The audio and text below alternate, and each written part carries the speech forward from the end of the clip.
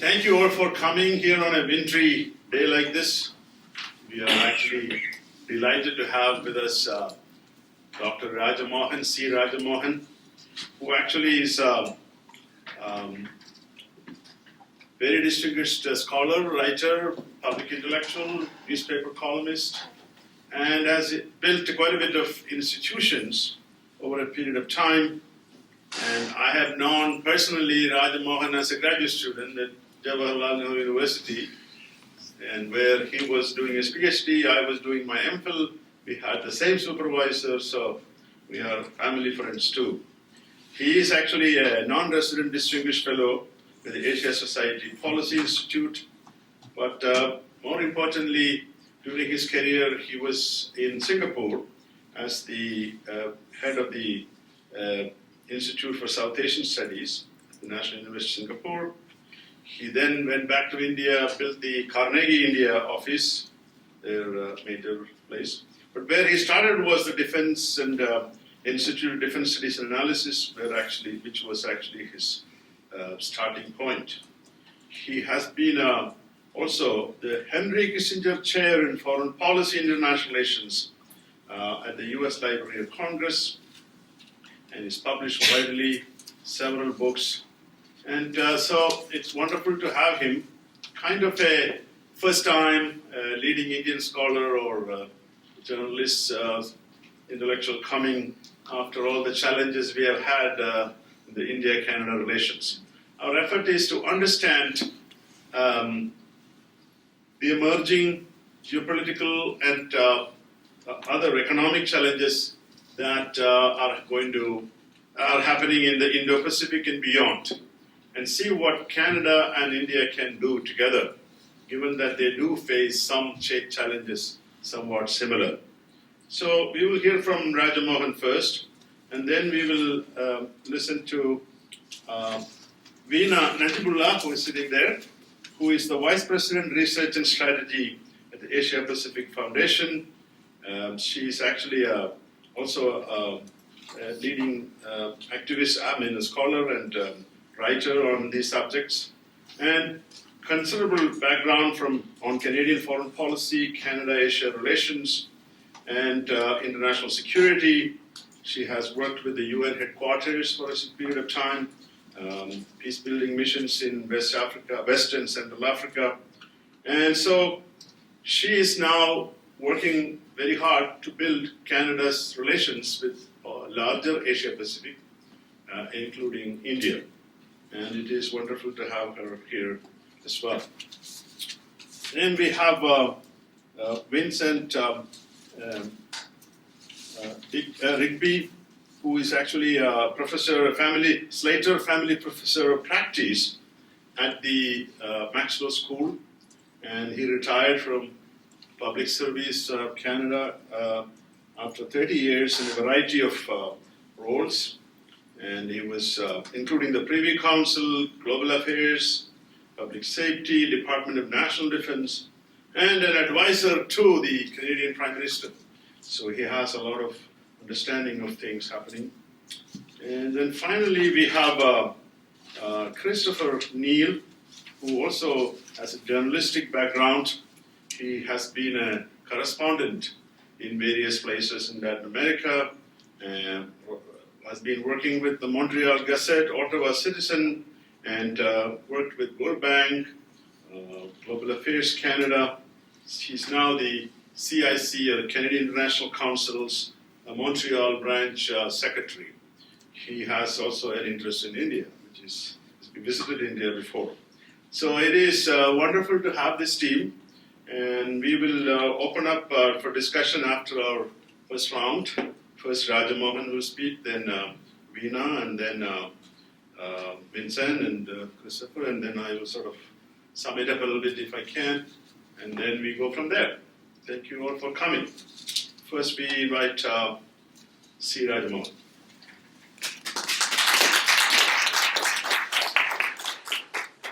Thank you, Professor Paul. It's really wonderful to be here.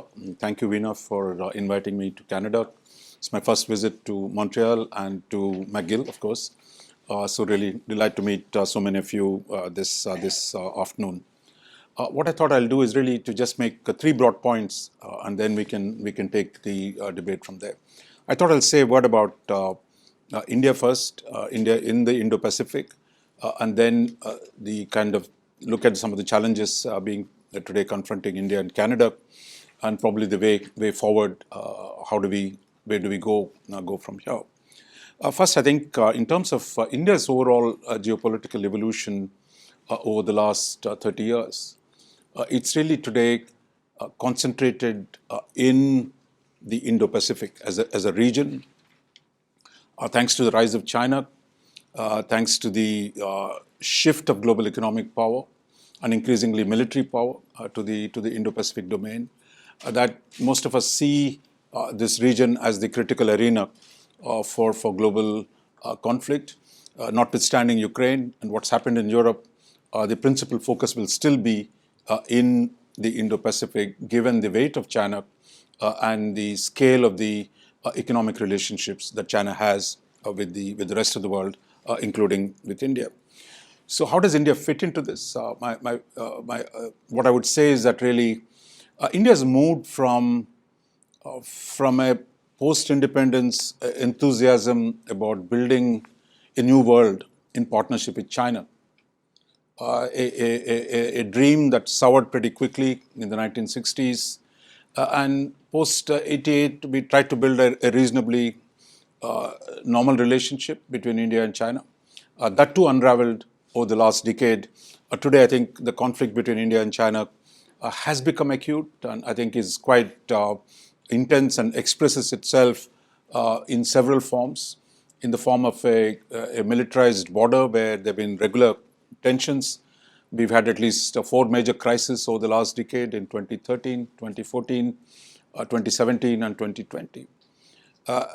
Today we're trying to diffuse that situation, but the structural challenges between India and China are real.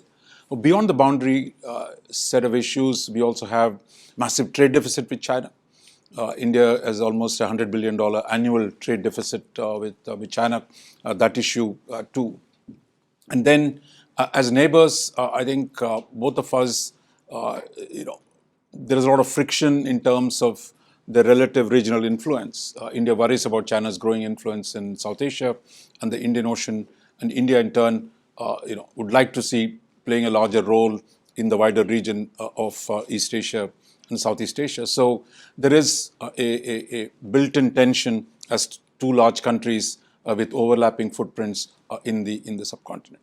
And finally, in terms of the geopolitics, both of us worry about our relationship with the third parties. The US, China is increasingly concerned about India's relationship with the US. There was a time, of course, we were worried about China's relationship with the US. That through the 70s, 80s, 90s, really, US and China were very close. Today, US and India are getting closer and are on the same side of trying to find a new balance in Asia. In fact, the term Indo-Pacific itself is a recognition, one, of Indian role in stabilizing this larger Asia and its waters. So when Asia-Pacific was invented as a region, it really told you about China's growing links with the US, with North America and South America. The invention of the Indo-Pacific is really about saying there is a problem from China and that India must be part of that new balance in which you need to strike within the Indo-Pacific. So one of the great shifts in India's foreign policy and economics over the last 20 years has been the dramatic expansion of India's economic ties to the US, its technological cooperation with the United States, and its defense relationship with the United States. So trade is nearly $200 billion annually, and there is actually, on the technological side, India has become a major partner for the US, and we do increasingly a range of defense cooperation. So the improved relations with the US have also translated into improved relations with US allies, such as those. We won't talk about how many of them remain today as allies, but the fact is, historically, India did not have good relationship with Australia, with Japan, with Europe. But I think along with the improvement of ties with the US, today India has actually improving relationship with all of them: Japan, Australia, New Zealand, England, and Europe as a whole. So with all these countries, India is now trying to negotiate free trade agreements. So the one exception to this improvement in India's relationship with the US and its allies is Canada, of course, that all of us are familiar with that. That quite surprising, while India's relationship with almost all the Western countries have dramatically improved in the last 20 years. But I think Canada, we've seen that fall off the cliff in the last decade. That I think brings us to a range of issues. I'm sure many of my co-panelists here will talk into details. But I want to just say the structural problem there. I think one, there is not enough understanding of each other's domestic politics. We don't really have not paid enough attention to, despite the fact that we have a lot of connections going back to the empire, going back to the Commonwealth, going back to the order, the present of actually expanding a presence of the Indian diaspora. And I think part of the problem stems from the diaspora itself. That is, having a large diaspora. I'm not talking about the immediate crisis of what actually happened, but I think to understand the structure of it, that India today is probably one of its diasporic footprint is dramatically growing.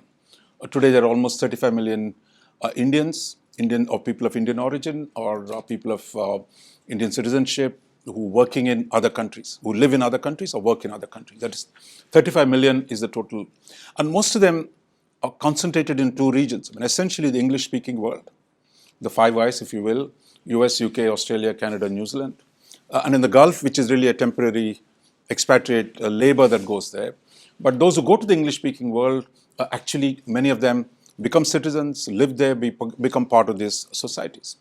Now, once you have this large diaspora, I think what happens is the politics of the two sides get intermixed. That is, politics in the host country and the politics in India, the two of them connect. And when they do badly, then you have kind of difficulties of the kind that we've seen. That is, the issues in India, what are India purely domestic issues, those get resonated in the diaspora.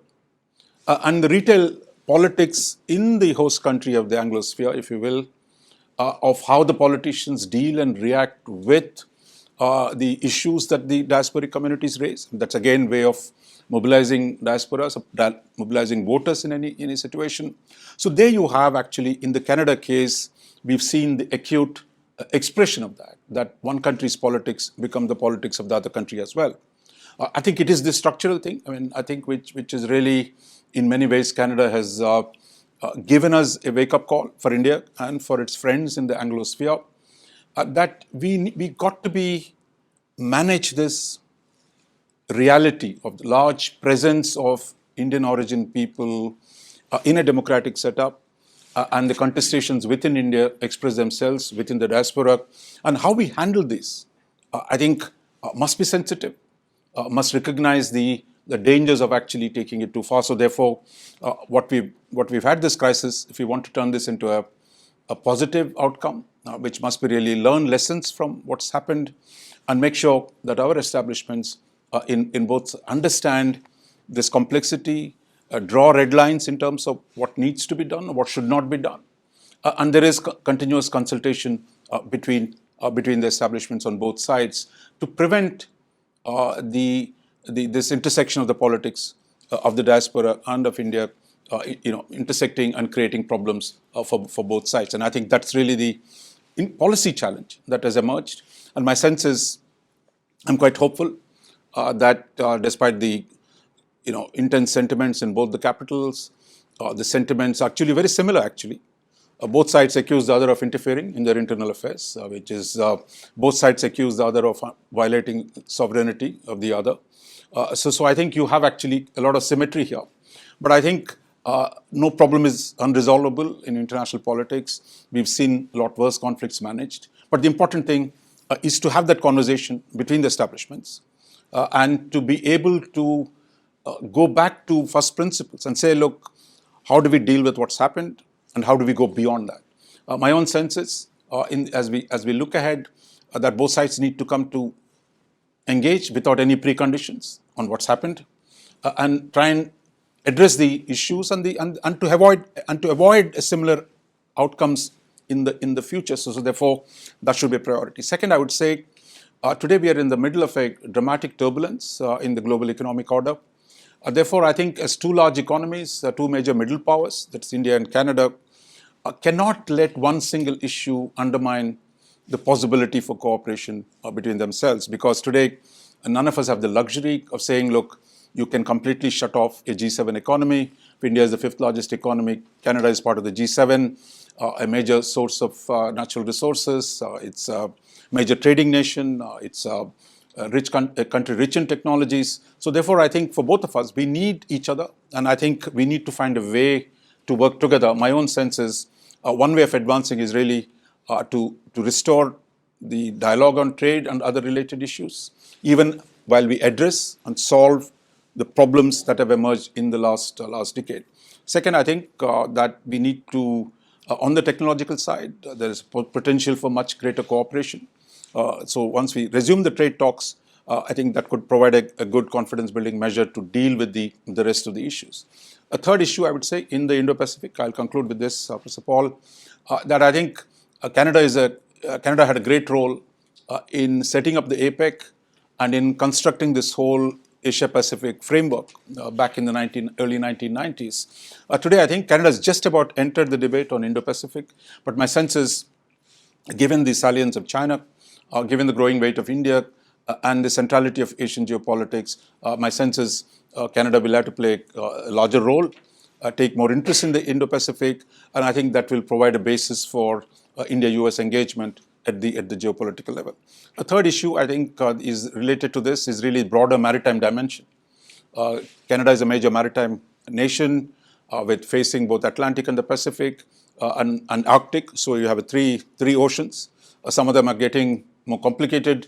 India too is interested in Arctic. So I think there is actually, as India develops its own maritime capabilities, and Canada as a major maritime nation, I think there is a lot we can do, both in terms of the health of the oceans, as well as the security and geopolitics of the Indo-Pacific. And finally, I would say climate change is a major issue.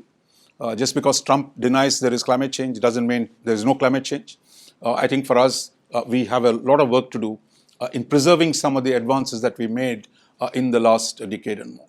And finally, I would say, with the US turning inwards, with the US turning isolationist and unilateral, I think the need, for middle powers like India and Canada to take some initiatives to secure some elements of multilateralism. I don't think we can claim that we can preserve everything as it is today, but I think we should be part of a like-minded coalition that preserves at least some elements of the global order, so that both of us play a responsible role in at least salvaging some elements, while opening doors for new areas where, for example, in the governance of outer space or in the governance of artificial intelligence, where India and Canada can work together to develop international norms, because Canada had a historic role in shaping global norms. I think India too at one point was fairly active in this. So I think there is actually a role for the two of us to work together. So my sense is we have to address the problem at hand, but we can't let the problem prevent more cooperation, given the scale of change of the international system that is taking place and the scale of economic complementarities that we have. Therefore, I think that is a path. Hopefully, I think I'm quite hopeful that a reset can be done, and in the coming weeks and months, hopefully we'll see both the establishments sitting down and looking for ways in which we can advance this important but unfortunately long neglected relationship. I'll stop here. Thank you very much.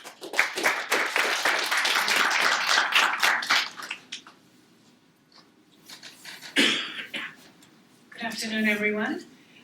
Thank you so much, Professor Paul, for hosting us today. And on behalf of Asia Pacific Foundation, it's really wonderful to be working with McGill University for this event.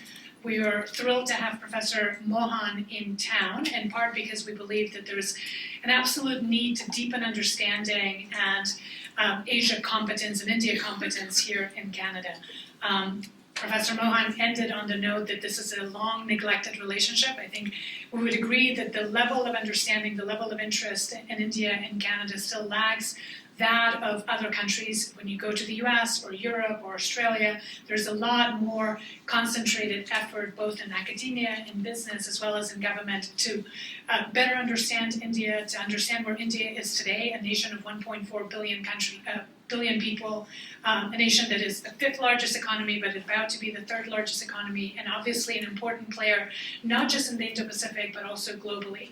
We in Canada found ourselves in a similar situation vis-a-vis China a few years back, if you recall, and because of the crisis, I think there is now a much more concerted effort and much more interest in Canada to better understand China, to be able to figure out a way that we can advance our interests and protect our values when it comes to working with China. And I think from our perspective, we're about a decade behind when it comes to India. And in some ways, we're facing the same challenges. There's obviously diplomatic crisis. There's a particular set of issues dealing with the diaspora community, with the Khalistan activists here in Canada. But apart from that, the level of discourse in the country really hasn't been deep enough. And that's part of the effort of the Asia-Pacific Foundation, is to try to create those conversations. So thank you so much for being with us here today to be part of this discussion, to unpack both India as an actor on the global stage, India's foreign policy, India's strategic positioning, as well as Canada-India relations. Canada has an Indo-Pacific strategy. Certainly at the Asia-Pacific Foundation, we've been very much engaged with it and have benefited from that strategy. And this event, in part, is funded by that. But we would argue that the strategy, even before the recent diplomatic crisis, didn't fully appreciate India and treat India in the way that it could have. If for those of you who have looked at the 23-page document, India really gets half a page. It's really a paragraph that speaks about India as a critical partner and kind of relies on people-to-people issues. It does not really speak about India as a strategic actor and our relationship as a strategic partnership. And we would argue that obviously there's bilateral reason. It's in Canada's national interest to engage with India for reasons of economy. Of course, right now, everybody's talking about diversification. If we are trying to diversify outside of the US, Indo-Pacific is really where there's the greatest promise. And of course, India is where there's even more promise because of complementarity of economies, because of the scale of the Indian market. India needs a lot of the things that we're trying to sell. So when it comes to natural resources, critical minerals, agri-food, we have those resources. India needs them. Moreover, India has made a bet that it's trying to achieve its own economic revitalization and sustain its own economic growth by having deeper relations with Western countries. So it's not relying so much on China in the same way that Southeast Asia and others in that region are very much tied to China's growth. India, for its own strategic reasons, is choosing to be much more dependent on the Western bloc, so to speak, US and its allied partners, Australia for that reason, EU, and Canada is an outlier in that sense. And I think both because there is a demand signal in India and because we have the things that India wants and we're interested in diversifying, I think the moment is right for us from that national interest perspective, from that economic interest perspective, to do more with India. So that's on kind of the bilateral, and not to mention the people-to-people ties, which are real and provide an advantage but also challenge. So while that's there, it's not necessarily because of the people-to-people challenge that the relations bilaterally will be easy. Then the other element is obviously on the Indo-Pacific.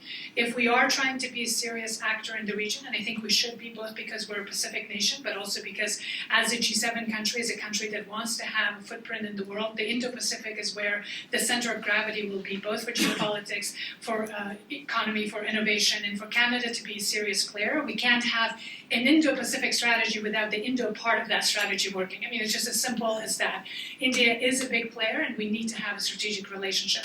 We, again, have some complementarities there as well. We're trying to do similar things vis-a-vis de-risking and balancing from China in our engagement in Southeast Asia and our engagement in other parts of South Asia.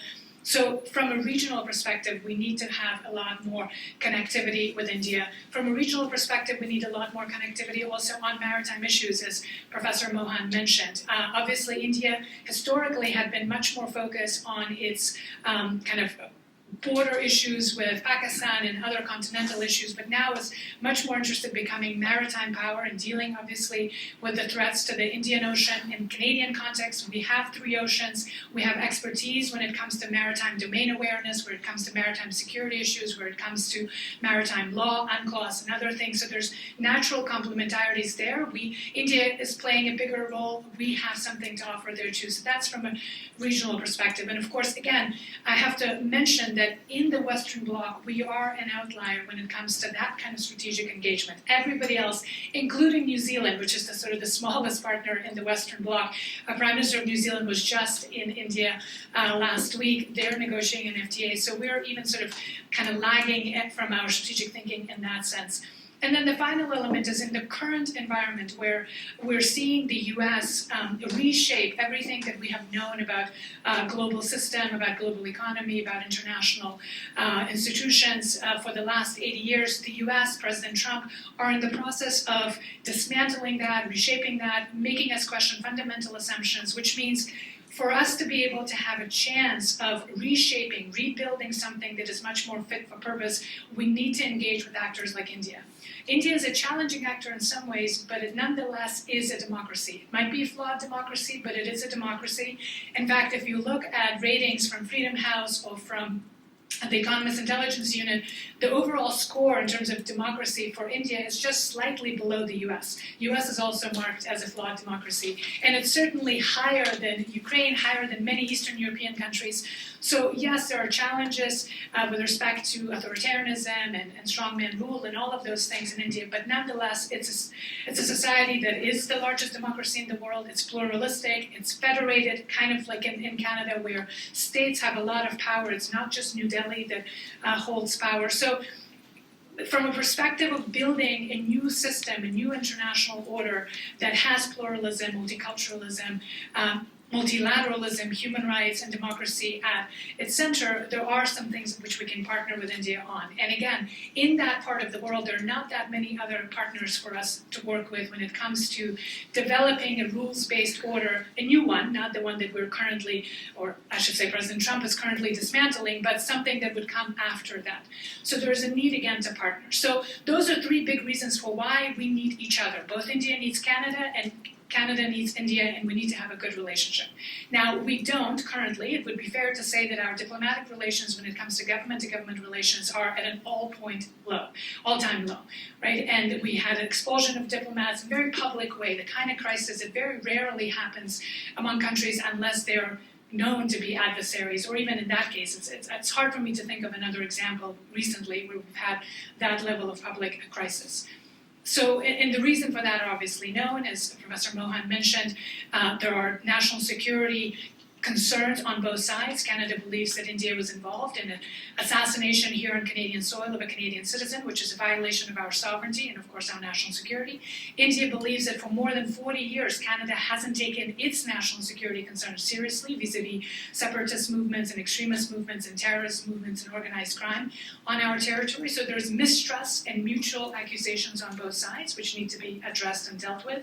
For most of us here in Canada, the story kind of begins with the Najjar killing, if you are following it. But of course, for India, the story begins 40 years earlier with the Air India bombing, which I know my colleagues on the panel will address as well. So the point here is that there's a long history of mistrust, and we can't just sweep it under the rug, but we do need to come up with ways of addressing it. So there's some models of how we can work around that issue. And while we do that, because that's going to be a long-term project, there is a need to have confidence-building measures and other things that we can do in other areas. So be that trade and economy, be that on regional Indo-Pacific issues, be that on this broader global governance issues that I had mentioned. So my hope is that we are in a moment of opportunity. So one of the reasons why we're having this conversation right now is because in Canada we have a political window of opportunity. We have a transition, a change in government. So much of the kind of negativity in the last 2 years in the Indian mind at least, was associated with Prime Minister Trudeau. So his departure from the scene does offer us with a moment of opportunity, but that opportunity isn't going to be automatic. We actually have to work at it. There is no automatic reset just because we have a departure of a main character. We do need to do things to move that forward. So from confidence building, restart of high commissioners, for instance, more of these kinds of exchanges, more business visits, and a serious conversation about what do we want the relationship to look like. So that's a national conversation here in Canada, and everybody has a part in that, including the academic community. So I wanted to put all of that forward, and I know both Vincent Rigby and others will mention some of the kind of details of the current crisis. Very happy to go into that, but I also wanted to focus my remarks on kind of where we can go from here and why we actually need to have a better relationship from a Canadian national interest perspective rather than from one particular set of issue or one community's perspective. Thank you so much.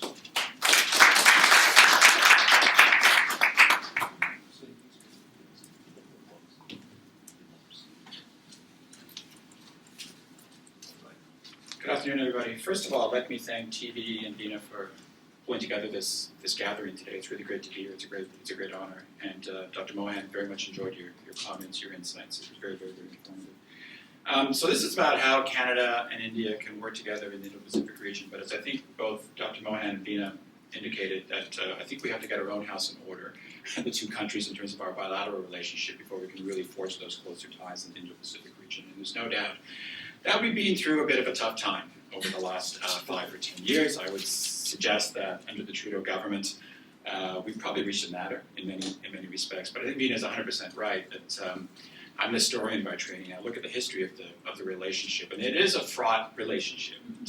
I don't think that's too strong a word.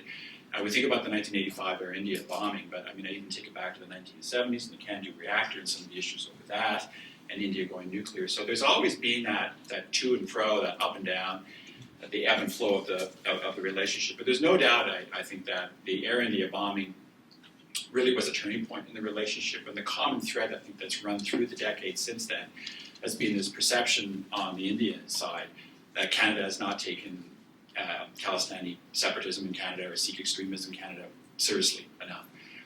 Now, the Canadian response to that has always been, well, listen, this is a very thin line in Canada. And on the one hand, yes, we have to address this, and we will address terrorism, we will address Sikh extremism when it is leading to violence, et cetera, et cetera. But in this country, there is also such a thing as peaceful dissent, peaceful protest, et cetera, et cetera. And I remember as the National Security Advisor to the Prime Minister being on the receiving end of a couple of phone calls from the High Commissioner, to the extent, there are a bunch of people outside the Consulate General in Vancouver right now, what are you going to do about it? And you had to remind the High Commissioner that, well, in Canada, you are allowed to do that sort of thing. And you are allowed to express yourself and to really engage in that sort of peaceful protest, as long as it was peaceful. But then there was always this suggestion that we had to do a little bit more, and that some of this protest also had a violent side to it, an inclination in that direction. I think there's always been a perception a little bit on the Indian side that Canada hasn't done, not just not enough, but perhaps hasn't done anything in that regard, and has not really come to terms with some of this violent extremist bent amongst the Sikh community in our country. And I can certainly say from my vantage point, having been both the Associate Deputy Minister of Public Safety and as the National Security Intelligence Advisor, we have done things to address this issue. There have been incidences, without going into details, although some of this has been public, in terms of putting people on no-fly lists, in terms of listing terrorist entities that have Sikh extremist connections. But the question is always going to be, is it enough for the Indian government? And so I think it gets to Dr. Mohan's point about understanding each other's domestic experiences, where India is coming from, where they see really, to a considerable extent, an existential threat with this kind of extremism, and where we try to look at it more as, yes, there is an issue there, but we have to respect Canadian democratic traditions and so on. So this is not being an easy one to address. It's not being easy to square that circle in many respects. And I don't think, though, I mean, there's two sides to every story, and I don't think that Canada has done the relationship any favor over the last number of years, notwithstanding having to walk that tightrope, not done the relationship any favors by some of the acts on the part of the government. Certainly, when we look back to the visit by the Prime Minister to India in 2018, which became a bit of a debacle without going into details, but everyone will remember some of the issues there. I think that left a bit of a stain on the relationship, without a doubt. Mild understatement. And I think in many respects we've been trying to recover under the most recent Trudeau administration ever since. I don't think it helped when the Prime Minister stated not long after he formed his cabinet that he had more Sikh ministers in his cabinet than President Modi had, Prime Minister Modi had in his cabinet. Probably not the best thing to say. And of course, in 2021, I was the National Security Intelligence Advisor at the time, was not directly involved in this statement being issued. Comments about agrarian protests in India and the fact that in Canada you're allowed to have peaceful dissent, you're allowed to express your views. I just don't think the timing was necessarily the best, and for some countries that would be considered meddling in their internal affairs, if not downright foreign interference. And so we have to be honest about these things. And the unfortunate thing is that I think the personal relationship between Modi and Trudeau became a bit of an obstacle in the relationship writ large between the two countries. Vina's already mentioned the fact that now that the former Prime Minister Trudeau has stepped down, that might be an opening in that regard, and that we can move forward. So Canada, yes, delicate issue, doing its best to address the issue, but has not helped the matter by some of its own acts. Now, on the other hand, India is not exactly being blameless, I would suggest. So I think we have to be blunt here, and I don't think Canada was left with any choice but to call India out in the fall of 2023 and again in the fall of 2024, when intelligence surfaced that India was potentially, allegedly, complicit in the assassination not only of Mr. Nijjar, but also in other acts of extortion, intimidation, violence against Canadian citizens. Canada cannot stand, no Canadian government can stand idly by while extrajudicial killings, extraterritorial killings are taking place on its territory. Something had to be done, and it was not helped, I think, by the Indian response, which was very much shows the evidence, and we don't believe the thing you're saying here, and this is all political, this is all Canadian politics, and it's all domestic, and this is all about Prime Minister Trudeau trying to achieve certain political aims. I've talked to senior colleagues in the Canadian government, former colleagues, officials, and the intelligence is actually quite impressive, and it's actually I think really does put the Indian government in a difficult position. And it's unfortunate that, to a considerable extent, the Indian government's response has been very much, well, we don't see it, and not only that, there's nothing that we can do until you show us more explicit evidence. Well, I think that Canadian officials have shown the evidence to the Indian government.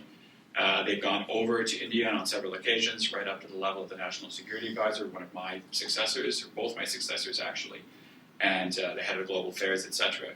And the response has been is still not enough. And I think what's been very, very surprising is the India response to the United States, which has gone through a similar situation with respect to acts of intimidation on their soil, possible assassination threats to American citizens on American soil. And in those cases, when India was called out, India responded by saying, well, we'll conduct a full inquiry, and in very short order stated unequivocally that, yes, there was Indian involvement, but as a rogue element inside the RAW, the Indian Intelligence Agency. We've heard no such kind of talk on the Canadian side, and we know why, I think, to a considerable extent. Canada is not a superpower. Canada is not the United States, so we're treated a little bit differently, which is unfortunate.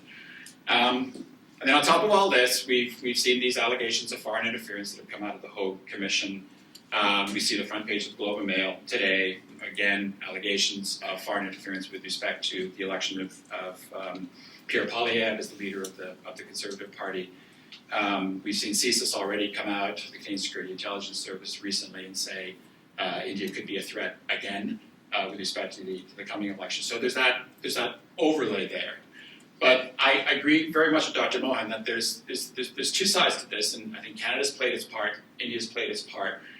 We have to move ahead with this relationship. It's just too important a relationship. And Minister Joly on the Canadian side has often talked about pragmatic diplomacy, and you get along even with countries that you're not necessarily getting along with. You have to forge a path forward. You have to find a way of making it work. And I think we have to make this relationship work. It's just too important. The people-to-people ties that Vina's talked about, the security ties, and certainly on the economic side, there's just so much potential there in terms of the trading relationship. We were in the middle of free trade negotiations when a lot of this stuff started to go down. So that's something that I think we need to look at very, very, very closely. And India is the #1 source of Canadian students. So we have to foreign students in Canada. So we have to continue to forge those people ties as well. So it's time for a reset. And as difficult as the situation is right now, and I've laid out the challenges, and it's been very visceral for both countries, I think. And it's been very personal for both countries. I think Canadians seeing the acts of violence with the alleged involvement of the Indian government really was a wake-up call. But you have to move beyond that. And at the end of the day, it's in the interest of both countries to move forward. And so I am actually cautiously optimistic that there is a way ahead. I'm not so sure I would have felt this way 3 or 4 months ago, but I think just recently, again, to Vina's point, that with Prime Minister Trudeau stepping down, I think that it is an opening. And that's not to suggest that the problem was all with the Prime Minister, not at all. But again, I think there was a tense relationship between the two leaders of the countries. And I think the fact that Prime Minister Carney has already come out in a passing reference and said publicly, I'm willing to work on rebuilding this relationship, was a really, really great sign. And then in response, the Indian Ministry of Foreign Affairs saying, yes, we too are willing to look at rebuilding this relationship based on, I think the words were mutual trust and sensitivity. And so to Dr. Mohan's point about the sensitivity, trying to understand each other's issues, their domestic issues, etc., is going to be so incredibly important. So already we've been seeing some signs, even before Prime Minister Trudeau's departure, that the relationship is starting to get a little bit closer. There's some cooperation between the RCMP and its counterpart in India on organized crime. We saw just recently Dan Rogers, who's the director of CSIS, visit India for an intelligence gathering. These are very, very good signs. And again, I think that Prime Minister Carney understands that we don't really have a choice in terms of moving forward. Given the situation with the United States right now, we don't know where this is going to go.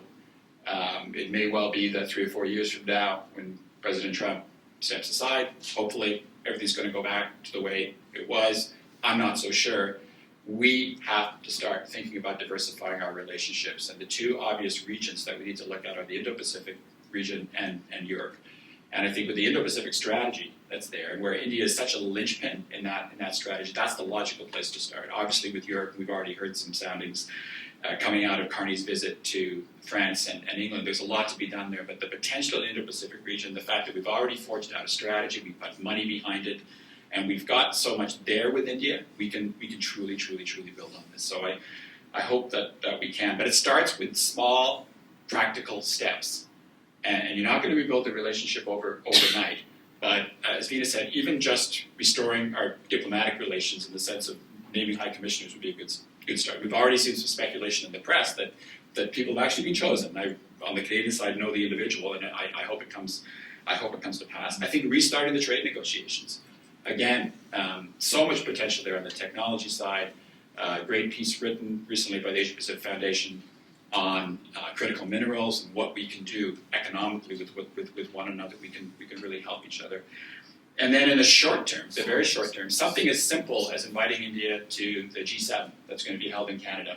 I think India is hoping to get that invitation. Traditionally, they come to a lot of G7 meetings. If we could reach out and say, yes, you're coming, wouldn't that be a great way to kind of go, all right, here we go. Let's get back on the right path and work forward. So there's some running sores there, without a doubt. There are some sensitivities that have been knocked about on the Canadian side, but also on the India side. But I think we can work through it, and as I said, in the coming months, some small steps can be taken that I think can lead to some bigger steps down the road, and we can get this relationship back on some solid footing. Thank you very much.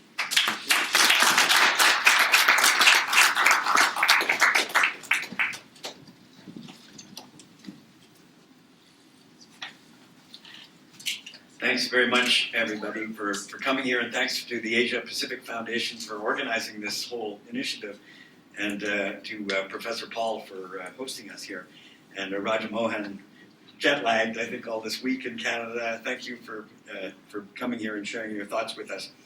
Raja Mohan said, he wrote an article before, quite recently, in which he talked about multi-alignment for India, in which India sustains good relations with China and Russia and the U.S. So, question for me and for many of us, I think, is where does Canada fit in with this powerful triad? Just getting attention when these are the competitors for India's attention, I think, is quite a challenge.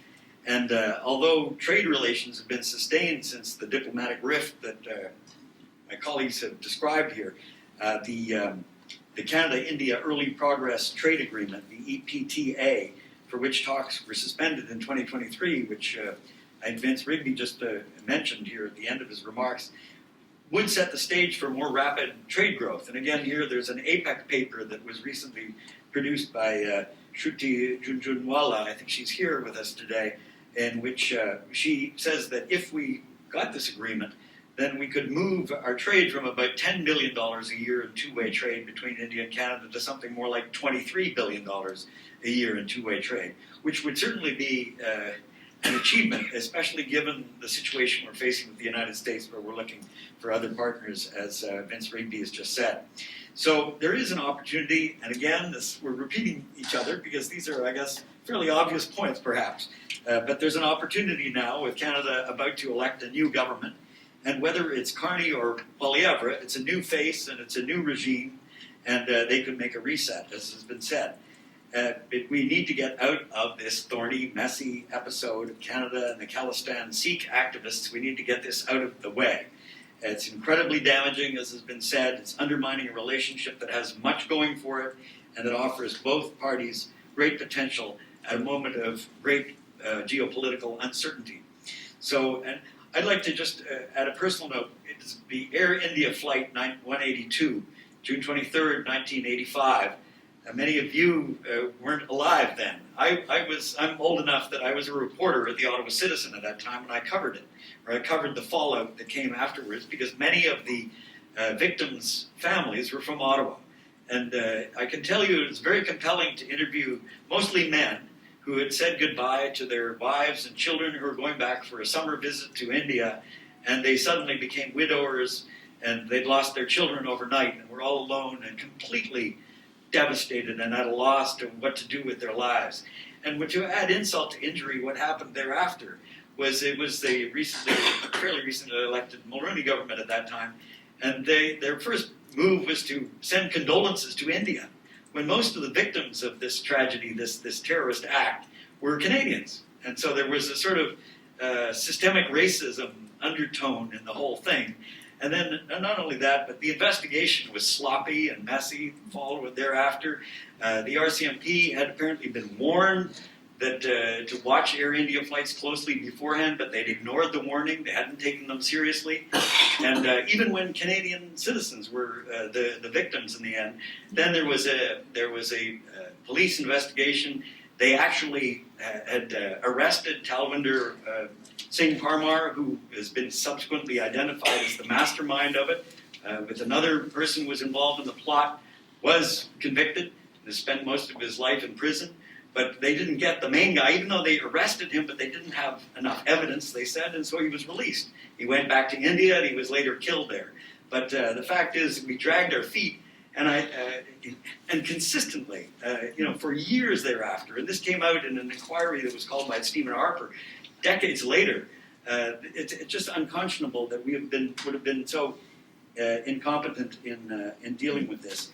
And the CSIS apparently even erased wiretap evidence on this. So Canada, make a long story short, Canada has a lot of egg on its face in terms of the way it dealt with this. And the Indian government is, I think, justified in being quite skeptical about Canada's ability or willingness to really crack down on what is a terrorist plot that happened on our soil against our own people. So this was a wake-up call for Canadians, I think. And now we're in a mess when we should be chasing down new markets in India, when we should have Team Canada all over the subcontinent. We're fighting with the Indian government over a marginal group of misguided Khalistani Sikhs in BC and in Brampton, Ontario. It's a tragic case of the tail wagging the dog, in my opinion. And as a journalist, I've also covered party politics at the retail level in Canada, and I've seen how ethnic communities, like some non-ethnic single-issue groups, can influence the selection of candidates at nomination meetings. And Sikh communities are by no means the only ones doing this, but they are good at it, and they do a lot of it. And many of them are pro-Khalistani Sikhs. The trouble is their views are not shared by most people. They're not shared certainly by most Indians, or even Sikhs, whether they're in Canada or the United States or in India, and certainly not by most Canadians, most of whom have never heard of the Golden Temple. So what is this issue doing in our politics and messing up our relations with India? I take the point that Dr. Mohan was saying about how our diaspora politics will affect India and vice versa, but it's gotten to a point where it's not healthy for our polity. In preparing for this event, I looked at some interviews given by a retired CBC journalist, Terry Molesky, who has covered the story for 40 years and has written a book on it. And he suggested that Canada and India should do a grubby deal, to put it in his words. Neither government has handled this controversy adroitly. Both are losing much more important economic, strategic, and political opportunities because this spat has put everything on hold. So what would such a deal look like?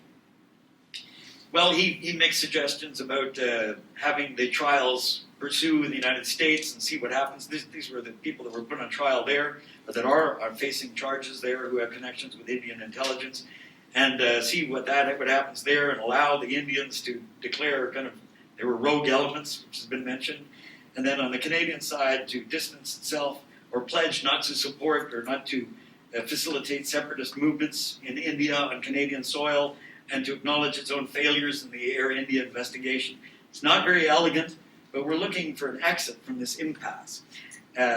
Here's an idea that occurred to me, is Canada's newly elected Prime Minister, whether it's Carney or Poilievre, could bring in Stephen Harper to lead a task force to fix relations with India.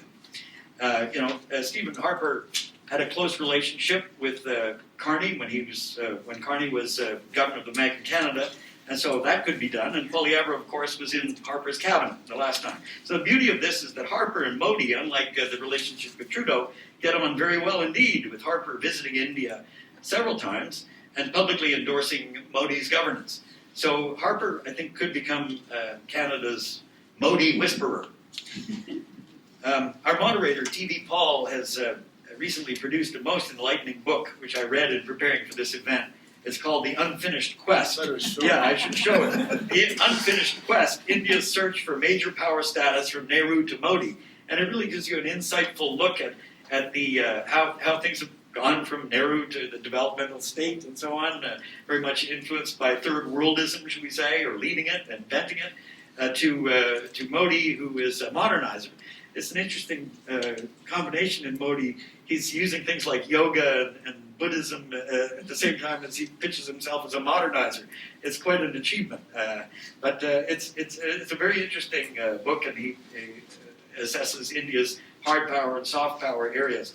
And it's been mentioned that India is the world's third largest economy by 2030, and is likely to be number 2. That's in your book, is number 2 by 2050. So this train is moving fast, and Canada needs to get aboard in a bigger way.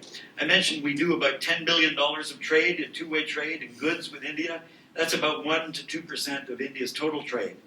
And the U.S. trade, as mentioned, is about $200 billion a year. So that's more than 10 times more than ours. So we have space to grow.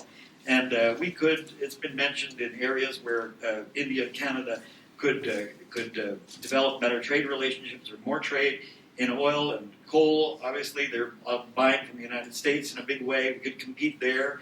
We can also increase sales of iron and steel, fertilizer, machinery, and nuclear reactors. So these are all areas where Canada is strong. Pharmaceuticals is another area where interesting collaborations could arise, with Canadian research combined with India's developed manufacturing capacity for generic drugs. Canadian purchase of Covishield. Remember the first anti-COVID vaccine we had here from India. So that's an example of the kind of collaboration that can happen. Another one is renewable energy.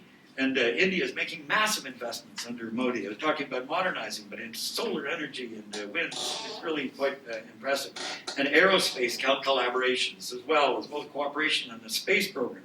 And you can learn about this in Professor Paul's book about the landing of India landed the spacecraft on the south pole of the moon. You know, who knew? These kinds of things aren't covered here in Canada to a great extent, but we have a satellite program, a space program, a space agency, and there's room for collaboration there too. One area that occurred to me too in terms of mending relations or improving relations when they're not going so well or when there are major obstacles at the federal level is through universities and through provinces. Scott Moe, the Premier of Saskatchewan, which sells potash and other fertilizer to India, was recently in India on a visit. So the same other provinces are doing this, but they could do more of it. And there is potential for province to state. Most Indian states have a population that vastly exceeds Canada's. So but it is doable. And there's space to do it. Also, the business chambers. There's an Indo-Canadian business chamber, and this is something that was mentioned in the paper I mentioned earlier that you wrote. On how Indian trade has been maintained. India-Canada trade has been maintained despite these problems. So business carries on. Another point that came out of your book was, Professor Paul, was that India needs urban planners.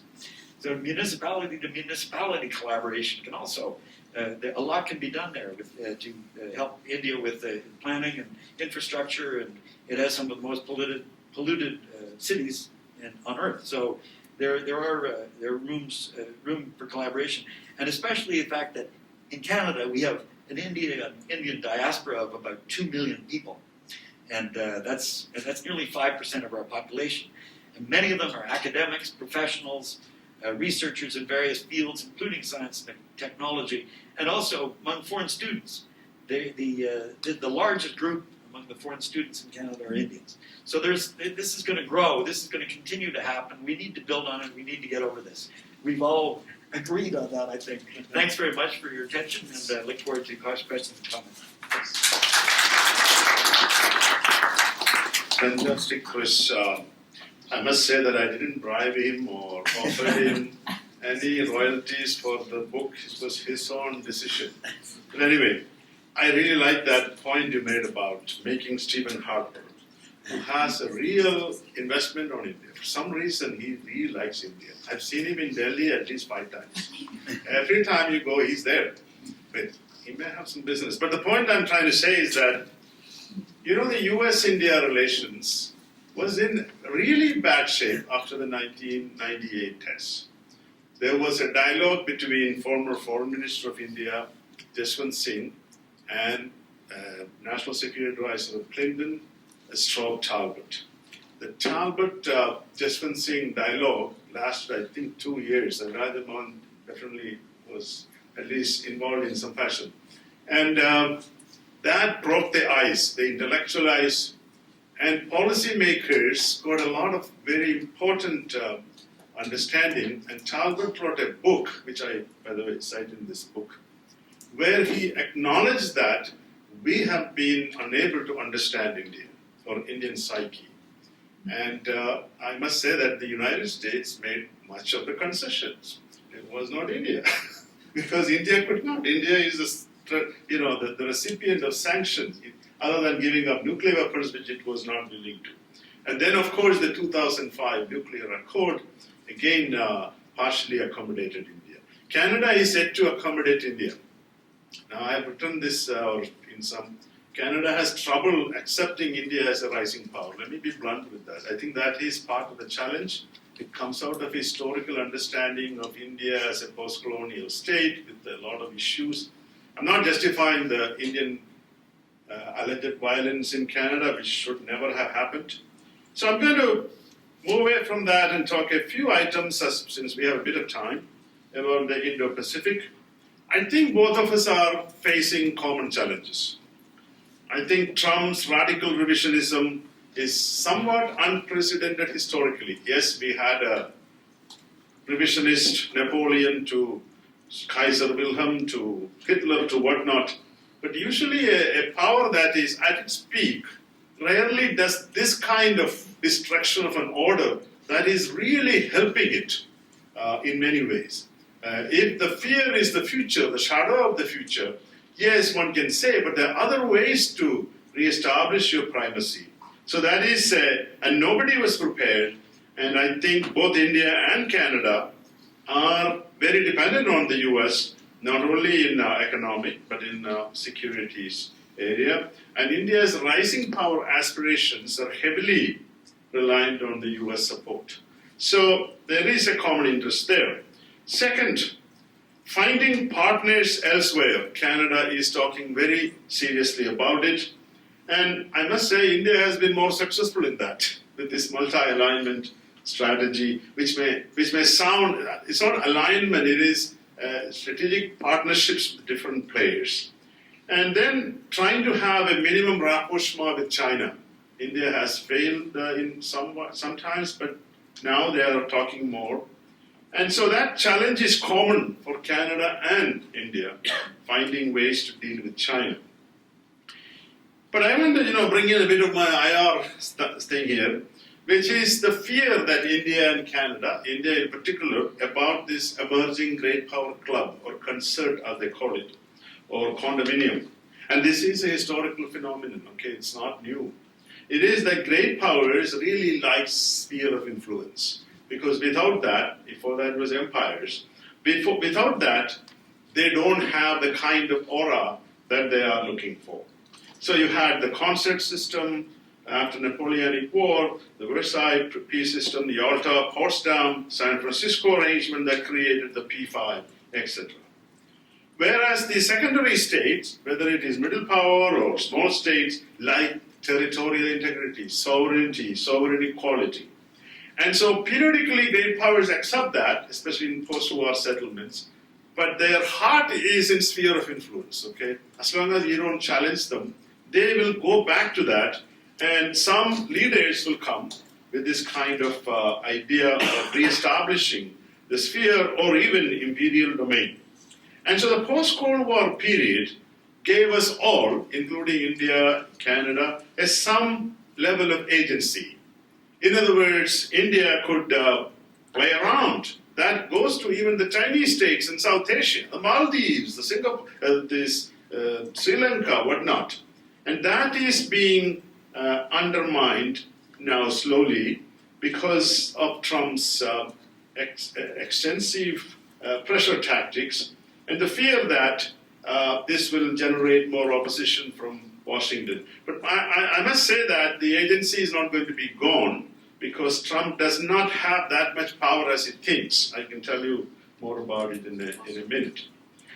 So both Canada and India have a common interest in preventing rigid polarization of international system. In other words, great power-led orders are going to be bad for everybody. Although Canada benefited from this Western alliance, I must say that time to move away a little bit because you can't trust anyone. I mean, this is unfortunately kind of becoming. So the kind of multiplex order is beneficial, and strategic autonomy is what Canada needs to face this kind of a current crisis. And Canada is seeking. This means creative ideas are needed and move beyond the great power clubs and alliances. Yes, alliance is needed, but how do we manage that alliance if it is not based on trust or commitment? So that Trump is really destroying those credible commitment that it has given to its allies. Now, both countries value globalization for various reasons. Free trade, up to a point. Because I think India would not have been what it is today without inserting itself into the globalized world economy. So deglobalization is bad for both. And I think India understands that, even China understands that. So the Trump tariffs are premised on the idea of reindustrialization of the US and deindustrialization of the rest of the world. And people don't realize that that is a 19th century, early 20th century colonial idea. There's a big statement that the industrialization of the West occurred along with the deindustrialization of whatever industries of the rest. And that shouldn't happen again. And for that reason, this manufacturing idea has to be changed. And then this notion of relative gains is seeming more important. In international relations, we debate about relative gains versus absolute gains. But the problem is only sometimes it becomes a big issue, and suddenly we have this individual pushing for relative gains, completely ignoring that his well-being, his country's prosperity is dependent on service sector largely, and trade with the rest of the world, and the soft power and goodwill of others. And I think so this idea of reasserting this imperial world, he's going to lose partly because there are very few followers to bandwagon. Okay, empires need bandwagoning coalitions, alliances, and that is unlikely if you fight with Canada and other European states. So a number of strategies in international diplomatic relations. One is hedging, that India has been trying, buck passing, soft balancing. And there is a lot of discussion in Asia-Pacific, Indo-Pacific countries, how to deal with this emerging world order, or actually the current world order.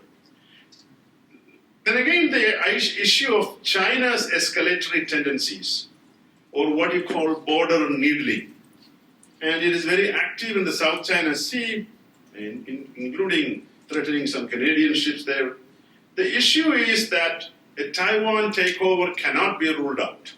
And it's going to be a test for everyone, including the United States. And we don't know what the United States will do, what kind of a deal, given that Trump is a deal maker, there is a crisis like that, will he be tempted to have a deal? You take care of Taiwan and South China Sea, but allow us our ships. And then Ukraine, we know what kind of deals he's going to do. So India's hope for a swing power is going to be tested there. But the point is that how do we have a common position on protecting the sovereignty norm that this international order has been built around? India and Canada actually support international institutions for various reasons.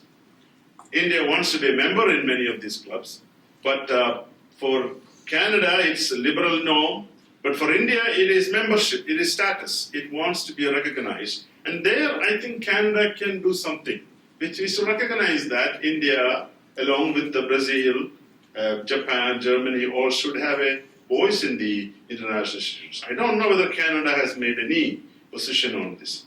So the cross-cutting institutional architecture, the post-war architecture, has been good for the second-ranking states, except some of them haven't had the membership. But I would include the G20. G20 was a Canada-India partnership, along with, of course, a number of players. And that G20 should be supported as a venue for cooperation. Preventing smaller states from jumping into the bandwagoning coalition. Now in the Pacific, you probably know that Australia and New Zealand have been losing these tiny island states. And this can happen in the Indian Ocean region as well as in Southeast Asia. And that is where some cooperation can be done. India's desire to prevent a US-Russia, US-China G2 or G3. I think Canada has a stake in that. You don't want a G2 in this world order without any thought of common good, collective action, problem solution, etc. So there is something called Quad. I think there's a talk about Quad Plus, maybe an area where there can be some level of cooperation. Let me conclude by, I was taught that Hans Morgenthau is no longer relevant in our international relations. And I read him in my college days in India, and I haven't gone back to him, although occasionally I refer to him. He has something called 9 Rules of Diplomacy. And I must say that they are still relevant for a prudent diplomacy. I'm not going to say all of them because they're a bit long. Especially his discussion of national interest is problematic. But the one that is interesting is diplomacy must look at the political scene from the point of view of other nations. In other words, you have to look at what the other guy's issues are, and this Canada-India relations, you don't see that much. Nations must be willing to compromise on all issues that are not vital to them. Canada-India problem is single issues take over. First it was nuclear test by India, then the Khalistan, then now back to Khalistan, again, a nuclear test again, then Khalistan. Everything else is affected by this single issue focused, and that is because the relationship is not diversified. Bad idea. Never, again he has more stuff, never put yourself in a position from which you cannot retreat without losing face, and from which you cannot advance without grave risk. I'm not going to explain what Canada and India have done, both have issues there. But I think at the prime ministerial level coming out and making a statement, maybe needed for political reasons, but now it is very hard to pull that out. And in the India's case, extrajudicial activism is a very bad one. Because if you want to create a better international relations, that's not the way. Never allow, I'm going to conclude, I know you're getting bored with me. Never allow a weak ally to make decisions for you. This actually is very relevant to the United States. Government is the leader of the public opinion, not its slave. And I would add one more thing. With Morgan, though, wrote this book in the 1950s, this was not an issue. Let's never allow your diaspora groups to run your foreign policy. Let me stop there, and we will open it up for some Q&A. Identify yourself. If you have a question to a specific person, please be specific. Okay, Yusuf, you may ask. Thank you very much for this great panel. I've learned a lot today. And so my question is about this, because I was kind of surprised that you, most of the panelists didn't really mention this personalistic leader, Narendra Modi. Because if this was about, for instance, Canada-American relations, it would be 90% about Donald Trump, or if this was about Canada-Turkey relations, it would be more like 90% about Erdogan, right? And I think Narendra Modi is not that much different in terms of its, populist rule or personalistic leadership. And especially if you look at the other countries that I mentioned, like Turkey and Russia, or even the United States today, the trend is that these personalistic leaders are moving away from, democratic institutions slowly, but, surely.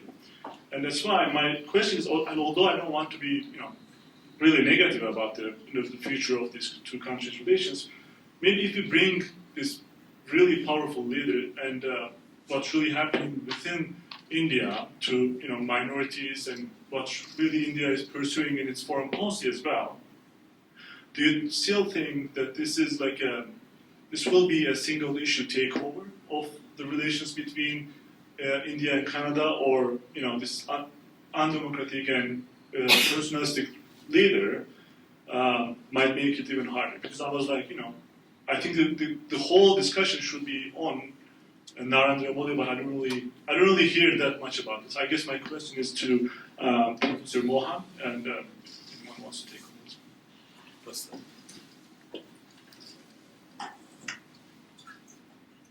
Look, I think India is bigger than Narendra Modi, so it shouldn't equate. It's a country of 1.4 billion people, multiple parties, multiple leaders. So I think while from outside it might look like there's only one guy running that country, it's a much more complex society. I think unlike Russia, where the power verticals, one man can rule for 24 years with 84% support in each election. We're not in that situation. Maybe Turkey is also not in that situation. So I think by focusing on one person, one ruler, I think you underestimate the complexity of India's domestic politics. It's the way it is evolving, etc. So I think criticism is fine. Certainly in academic domain, what India is happening, there's a lot to be criticized. But I think simply by saying there's a strong man rule, therefore we will not do business with them, that's never been true. I'll just give you one example. 1989, Deng Xiaoping led the Tiananmen massacre. So that time Clinton in the campaign denounced him as butchers of Beijing. He's the one, when he came to power, gave the most favored nation status to China, brought China into the World Trading Organization. And today, of course, a lot of them regret that decision. But the fact is, that when there was an opportunity to make money in China, the US did not stop just because there was a strong man. In fact, a strong man is found convenient to deal with because you can do deals with one person. And our own historic experience, I mean, if US and the West could do business with China and with Pakistan, which was run by an army chief for most of the time. So I don't think having a strong leader or who's running a third term is the problem for India's relationships with other countries or for other countries' access to India. So my sense is the problems are really, is India open enough for business? Is India ready to engage other countries on a pragmatic basis? And those are the issues. So you see, what has happened is in the last few years, the simplification of international politics, strongman rule, populism, simple slogans dismissing larger trends. So I think that's not really helpful.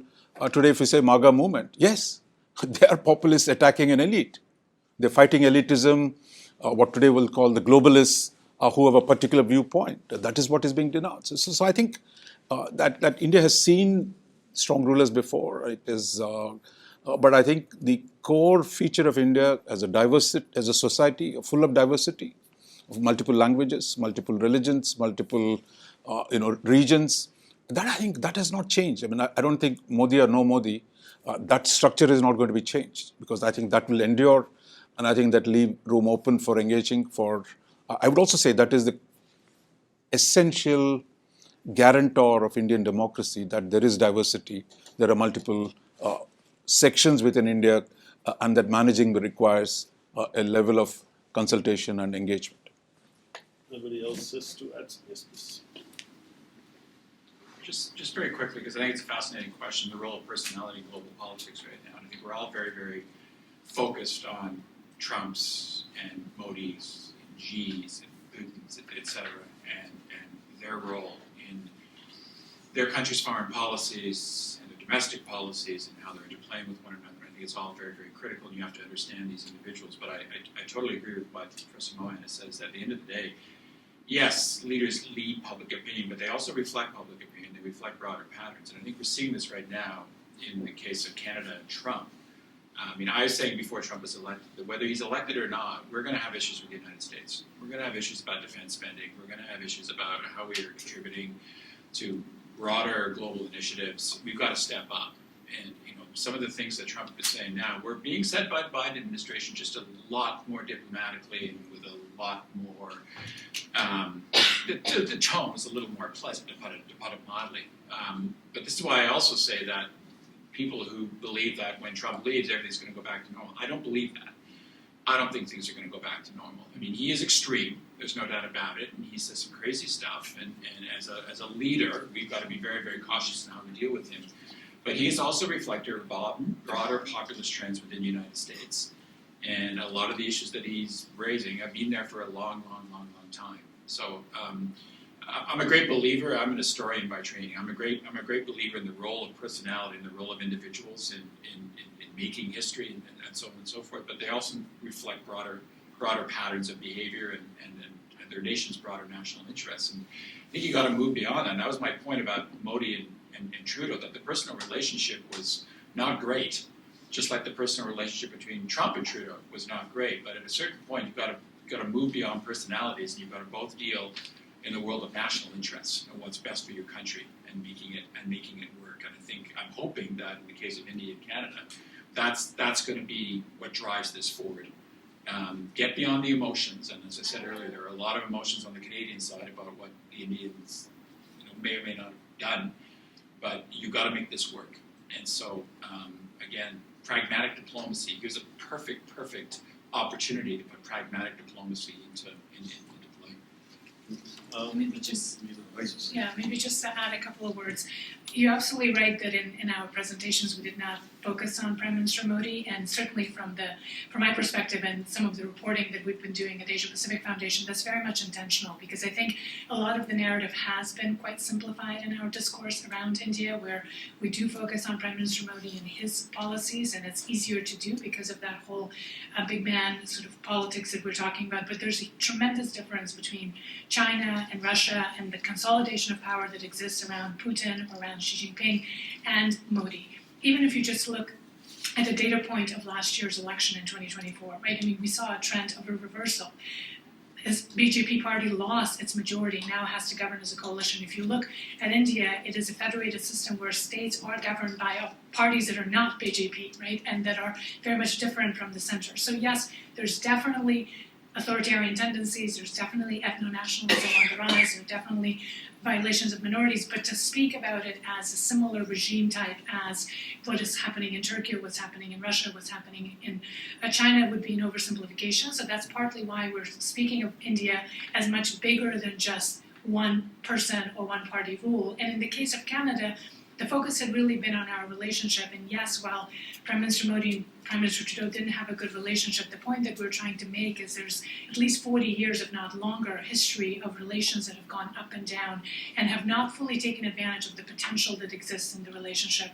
And in the current moment, both the crisis with respect to President Trump and sort of reshaping of the world order, both countries need each other, and our hope was that given the political reset that we're likely to undergo or are undergoing, there's an opportunity in the relationship. So, and yes, there's, if you are interested, that we do have analysis, particularly of the election, particularly of sort of the power structure in India, but it would be our hope that the conversation can go outside of just Prime Minister Modi and kind of equating of India with certainly China, which we're seeing a lot in our media. And it's kind of when we speak about adversarial states, if you will, or adversarial actors, India gets lumped into that because of the foreign interference issue, which is a very real threat.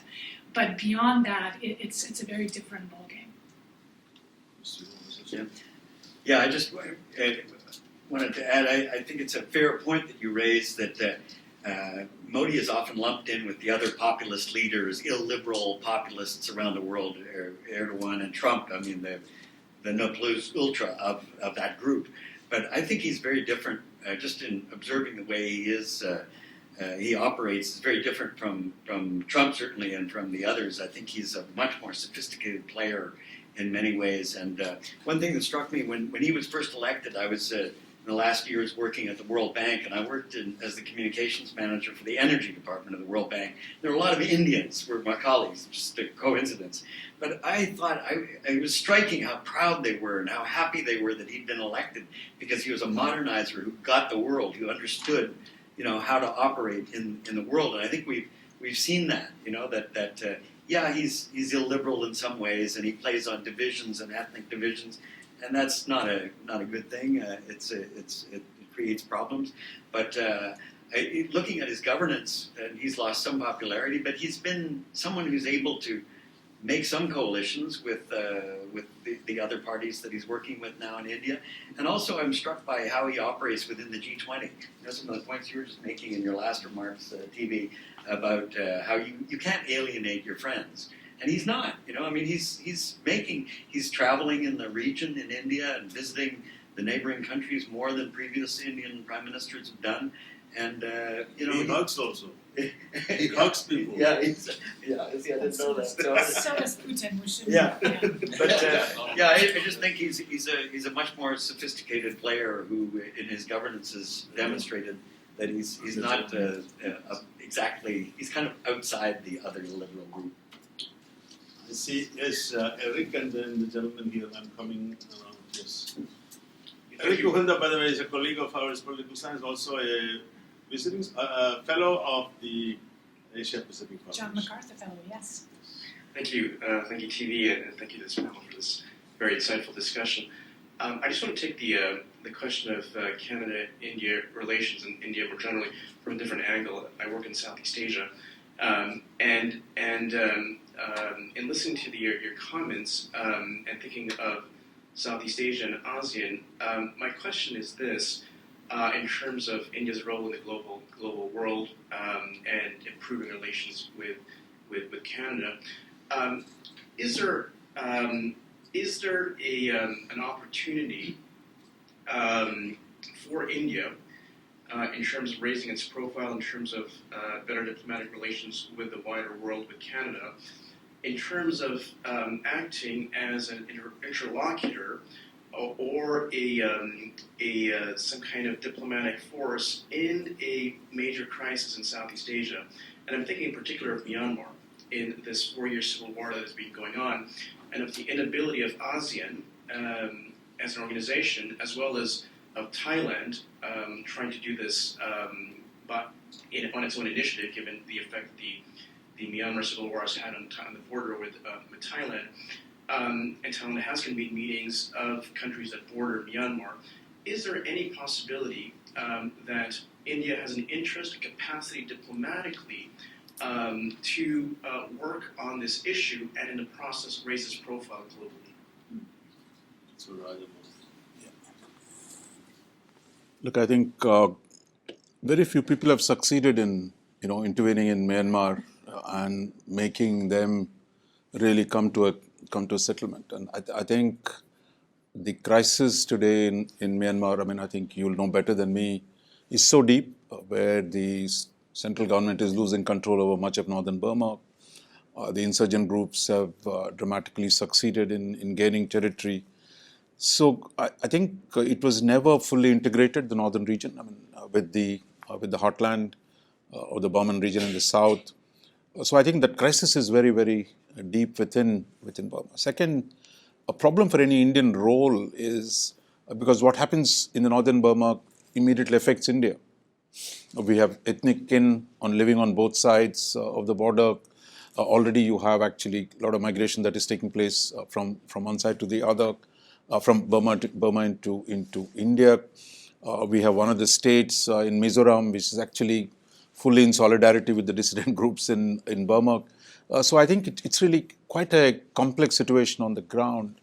So for India, I think the focus is more on preventing the crisis in Myanmar from undermining India's security, rather than assuming a role of someone who can fix the internal problem.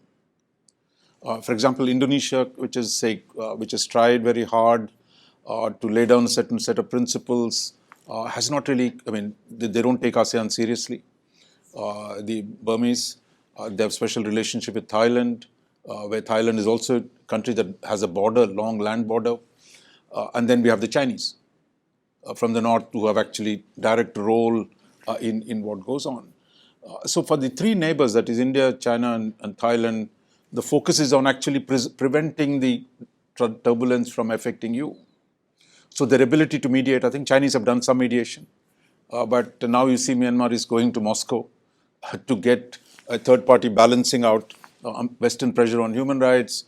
India, Thailand do their own thing, ASEAN does its own thing, so therefore they're going to the Russians to get Russian weapons, use the Russians to balance off the Chinese. So I think it's quite a messy process. So I wouldn't assume that India can play a role. Similarly, on Ukraine case too, I mean, a lot of people thought India can play a role. I mean, I think it's really India tried to do this in the 50s when we were really very small, very poor country, in Cambodia, in the Indo-China crisis, in the Korean crisis. At a time when in the Cold War atmosphere, there was room to do some kind of a thing. But today, I think it's much harder for India. And I think India has also become a far more, shall we say, focusing on its own security and development rather than trying to solve global problems. I think it's some way a retreat from the attempts of the past trying to fix problems of other people. But at this point, I think the challenges of what Myanmar does to India, India's security, India's internal stability, those are much more concerning. First question has to do with the importation of, or the import of weaponry, of military items from Russia, and how it's changed over the past 5 years. So we've seen a dramatic decrease in importation of weapons from Russia, and now more dependence on Europe. And my question is that sustainable in the current situation, where you have, I suppose, weakened Europe and disaggregated relationships between the United States, Canada, and Europe to some extent as well. So is it sustainable in the sense that India, being a very tactical player, will have to re-strengthen its relationships with Russia and China? The BRICS strategy seems to be one that is more coherent. Second question has to do with specifically, it's a little bit more creative, maybe a little bit provocative question. The Abacus poll recently showed that the NDP is now probably going to collect only 2 seats in Parliament. Maybe that's exaggerated, But I was wondering whether it has to do with the switch in party leadership and the movement in India and Indians sympathizing members of the Canadian electorate. The third question, also a little bit provocative in the sense that is this claim against Poilievre that he received, that he was selected through Indian interference and his refusal to get a security clearance, is this a timely tactical play used to distract voters and gain more favor for the Liberal and Anti parties? Thank you. Those are the three questions. I'll just address the first one. I mean, the others, I'm sure our colleagues, Canadian colleagues can talk about it because I know very little. The first one, I think India's purchase of Russian weapons has declined. That is, India is not buying too many new Russian weapons. But here is India's problem. If you take, because Russia was main supplier since the late 60s, from the turn of the 60s, so the accumulated inventory of Russian weapons in the Indian military forces is huge. It's still about 60 to 70%. Therefore, that remains a drag, and the supply of spares, so the dependence on Russia continues, while the new weapons that India is buying is mostly from the West, say France and Israel and the United States. So that's where we are on that. In fact, now Trump wants India to buy more weapons. Other day, I saw the Commerce Secretary, Howard Lutnick, saying, look, why are you guys buying weapons from Russia? Buy it from us. So India is saying, okay, will you give us the best technology? He said, yeah, I'll give you F-35. This is what Trump is saying. I mean, it's a throwaway comment, but the fact is that there will be more, India will buy more from the US, depending on the specific proposals that come. But the legacy problem is not going to be sorted out overnight. And second, related to this, India is also inviting Western companies, Western capital to come in and produce weapons in India, so that India can create a domestic capability in weapons production that will actually create partnerships between Western countries or their companies and the Indian companies in defense production. You already have the Tatas in India are major suppliers of defense components for the helicopters of Boeing, the transport aircraft of Lockheed C-130s. So the parts of the components are being made in India. In some ways, US is actually the major export destination of Indian arms production because we're getting into the supply chains of the American companies. And I see this trend will increase in the coming years. And France wants to do something similar, begin to produce in India. I mean, not the full systems at this point of time, but actually parts of it, create an ecosystem in India in which parts of French or the American weapons will get made in India. So I think that's a new phenomenon where the Indian industry has capabilities in some of these sectors, and you're going to see a lot more of that taking place in India. On the BRICS side, I didn't fully get what you said, but I think at this point, BRICS, there's a huge gap between BRICS aspiration and reality. The BRICS has its own internal contradictions. I mean, India and China don't get along. Some of the new members, like I don't think Saudi Arabia and Iran much care for each other, nor do Egypt and Ethiopia. So partly that is by design that you have actually teams of rivals sitting in that room. And there, I think Russians and the Chinese are in the same bed, but they have different dreams.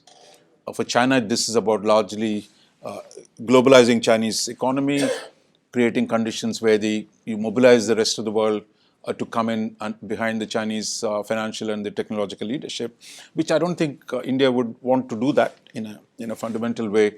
Okay, assuming dollar is bad, you're not going to jump from the dollar world assuming dollar world is a frying pan, you don't want to get into the yuan fire, especially given. So I think the BRICS contradictions are deeply real and deep and real. And finally, Russians now seem to love the Americans. For years of telling us, look, you guys are crazy, you're becoming, pro-American, you guys are, abandoning your non-alignment. Oh, now the Russians love this, of sitting with the Americans and deciding on the global arms control. And let's talk about European security order. Let's have a condominium over Europe. So all of them want to do a deal with the Americans. The question is the terms. I mean, Chinese would want to deal with the Americans, the Russians want to deal with the Americans, we want to deal with the Americans. The whole question is, it is how you use the others to improve your leverage, rather than idea that we'll kind of create this grand trade union that will replace the US. So I think Trump's policy in some ways creates that friction. I mean, that by playing with the Russians, at least they openly say we want to kind of wean Russia away from China. I don't know if this will work or not. But the fact is, the attempt to loosen the coalitions, because until now the BRICS has been rising in some sense, but I think a US that is willing to play games with the Russians and the Chinese separately will raise questions for the others within the organization. And my sense is all of them love, the first priority is to get a deal with the Americans. The question has been of terms, and I'm sure they would love to. Chinese will say, look, it's a great thing, sit with the Americans and fix Asian problems, just as the Russians think they can fix European problems in partnership with the Americans.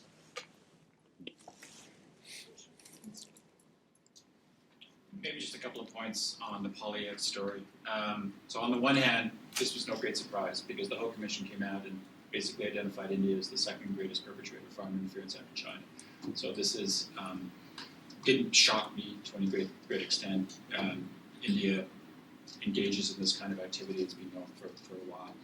In the context of this specific media story, I think you take it with a bit of a grain of salt, quite frankly. This is another media report coming out of the Globe and Mail where a lot of this reporting has been misleading based on single source intelligence. In this case, it's one source out of CSIS providing information. I don't know the context of it. I don't know how reliable this source is. And at the end of the day, if I'm not mistaken, in the media reporting, they said that it didn't have an actual impact on whether Polyev was going to be elected as leader of the Conservatives or not, that he had no knowledge of this influence. So I think we have to put it in context in that regard. Final point is Mr. Polyev should get a security clearance before he becomes Prime Minister.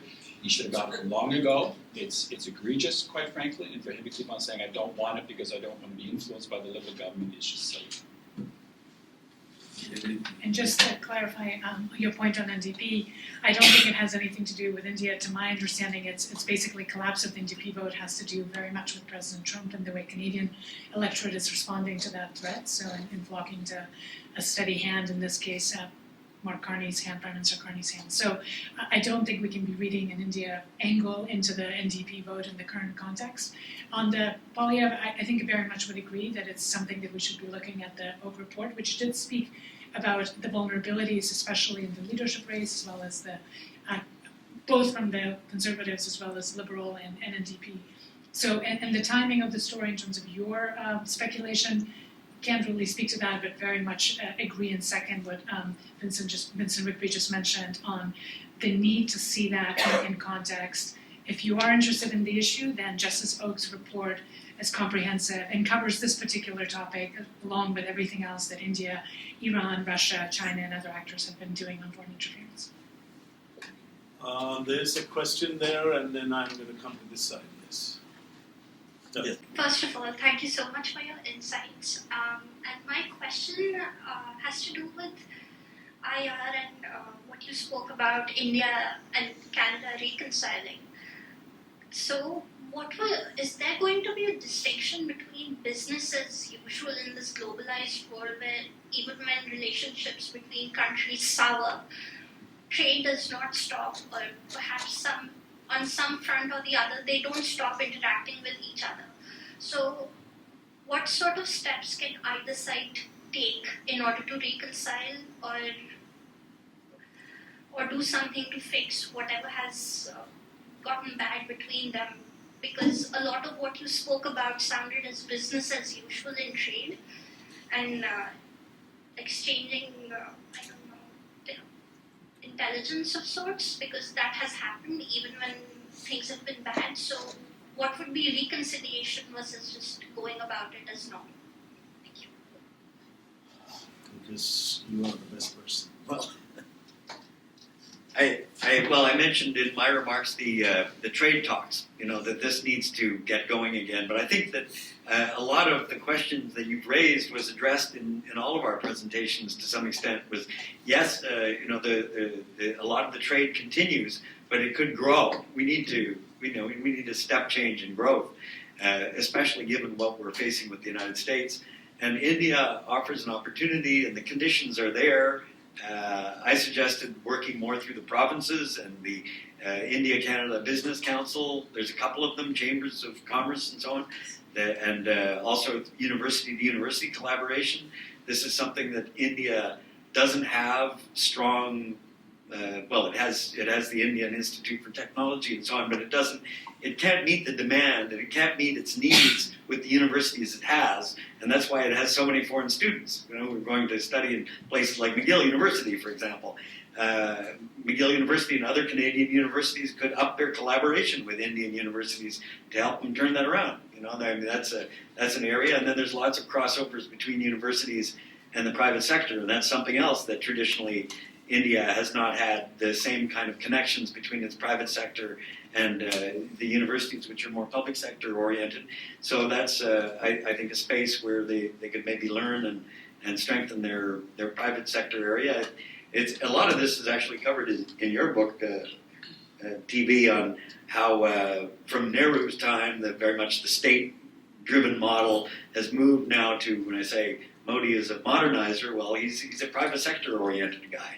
And I think he would like to develop a stronger Indian private sector, which is, it's very robust and doing a roaring trade with the United States. We need to get in on that.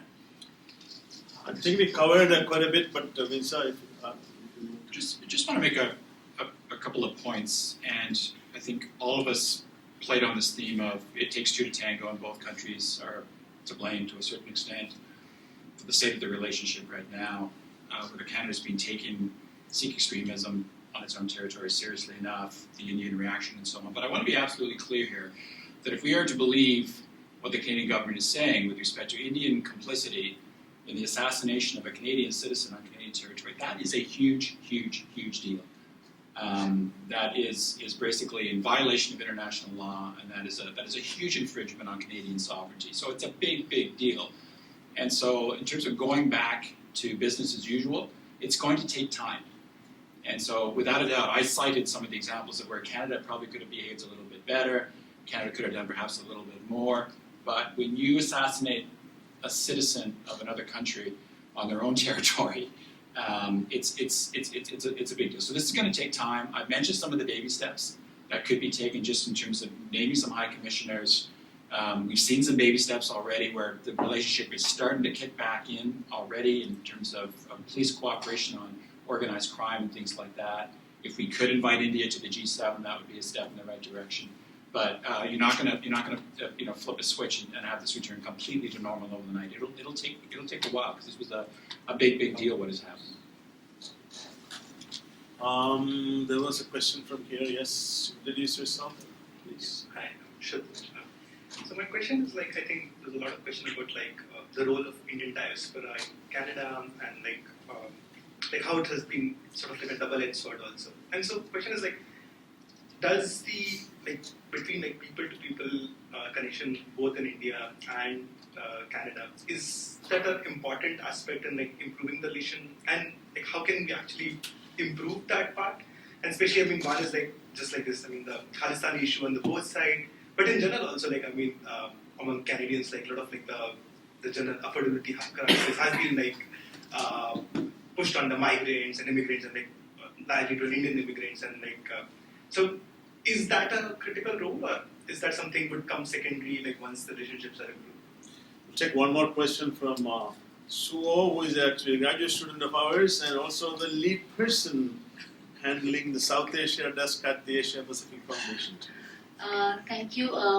I was hoping, Dr. Mohan, you could tell us a little bit more about how you see India's thinking evolving about the security challenges in the South China Sea and the Taiwan question, as Professor Paul also mentioned.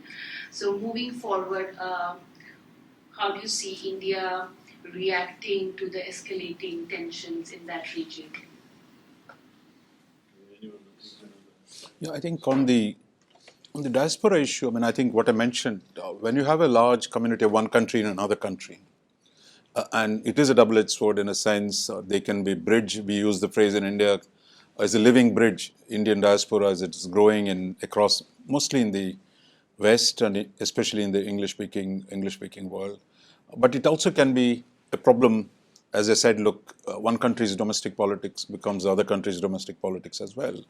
It is that intersection that we have to manage. And I said in the Canadian case, while US has 5 million Indians, Canada is only 2, but as a share of Canadian population is much higher, and its concentration gives the Indian diaspora a certain role in the Canadian politics. So that is something I think in the UK too. I think Indians are about close to 2 million as a percentage. They're higher than the case of US.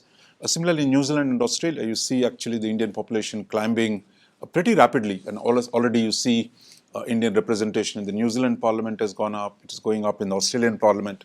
So I think this is going to be reality. So therefore, I think the intelligence agencies, the security establishments will have to find a way to manage this or draw clear red lines. And also tell their politicians, look, don't play games with this, because the consequence of playing games normally see what we do in Westminster style politics. You collect every single group and say, a politician in UK might not know where Kashmir is or where Punjab is, where the question of Dalit politics in South India is. But he'll say, look, 100 guys go to him and say, guys, please issue a statement in our favor. If that's all you need, I'll be quite happy to do it. Which is what happens in the US Congress as well. If you can go in a group and say, we'll give you your votes, you give me your support. So I think that's normal transactional politics that happens in all democracies, where part of the political mobilization involves what we call in the US the Tammany Hall politics, or you collect groups. And I think that's a reality. So the thing is to recognize, as T.V. Paul said, you can't cross certain limits in how you play this politics. And that you can't let your domestic politics overwhelm your foreign policy interests. And I think that is the question that we have to manage. And I would see actually the crisis in our relations as a wake-up call. To be able to recognize this, because Indian diaspora is going to grow, especially in the English-speaking world. There's going to be more and more Indians. Now we're negotiating this so-called mobility and mobility and migration agreements. So more Indians are going to move around the world, and I think this is going to be a real issue with which we have to deal with. But let me tell you, this is not a unique case of India. Those of you remember the Irish problem. They're more Irish in the US than in UK. And there was a time when actually the Irish question, Britain could not handle, the mobilization of the Irish and their support to terrorist groups in UK. That was a reality. In the end, maybe somebody said Harper should be appointed as a special envoy. No, you said it, yeah. So Mitchell was an Irish guy. He was Senator Mitchell. Finally, you sent an Irish senator to finally negotiate with the Brits and say, look, find the Good Friday Agreement, try to get the Americans around. So, and again, the Greek politics in Greek and Armenian politics in the US, the Cubans in America. Some of them have gained control over the foreign policy. That's a reality. Or the Ukrainians in Canada, probably. I don't know if I should venture into this in public, but you call a guy who was actually supported the fascists in the Second World War, call him to your parliament and honor him, because you didn't realize the complex history of Ukraine, Russia. So I think these things happen, but I think having had this happen and create problems for us, I would say we can learn from the past and make sure things like this don't happen in the future. Yeah.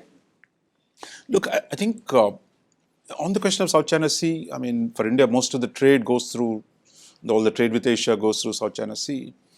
And there I would say India's actually activism has grown. It does more with the countries bordering South Asia. Maybe our friends here can talk about it. India's collaboration with Philippines has grown. India's collaboration with Vietnam is there. But I don't think India can play a big military role in South China Sea. That's really what the Americans and the Japanese and the Australians and the Filipinos do. And there's a separate thing called the Squad, the 4 of them trying to do some things. But if the US retreats, then I think it's a big problem for all of the Asian allies of the United States. How do they manage the situation? And on the Taiwan question, if the US, Trump has said in publicly that US is here, China is here, and Taiwan is here. So if China attacks Taiwan, what the hell can we do? Can we really go in? I mean, he's asking a basic question for all the talk about saying we will defend Taiwan. Is it credible? So I think if that is the case, then I think the whole of the region will have to rethink. I mean, if you transpose the problem, if US was not going to defend Ukraine against Russian invasion, and if you transpose that same assumptions to Asia, then I think all the American allies, they have fundamental questions to talk about. And that's the reason why probably you have South Korea's the nuclear debate has accelerated.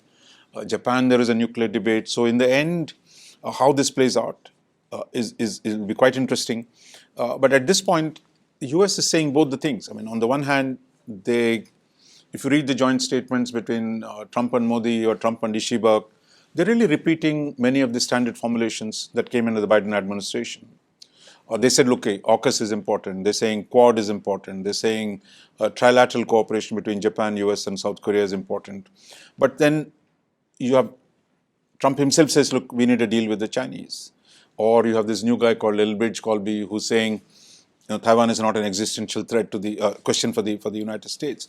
So I think within the US system, within the new coalition that Trump has brought to power, the MAGA crowd says, look, we shouldn't mess around the world. Why are we involving ourselves everywhere? So that bunch is calling for restraint. While the old establishment, I mean, you have Rubio or Mike Waltz, they all take tough line on China. They want to defend Taiwan. So I think we don't know how this will play out. In the US domestic politics and within the administration itself, there are competing views of how this will be handled. So I think everyone has their fingers crossed in Asia. In the end, a lot of the self-reliance will have to be built in. And for India, of course, if Taiwan goes, I think the pressures on India's border will dramatically increase. Because after the core interests of China, it has taken care of Hong Kong, if it takes care of Taiwan and South China Sea, the pressures on the Himalayan border will mount. So I think for India, it's no longer a distant conflict. That what happens in Taiwan doesn't stay in Taiwan, shall we say, and it is going to affect India. So I think that realization is coming down in Delhi.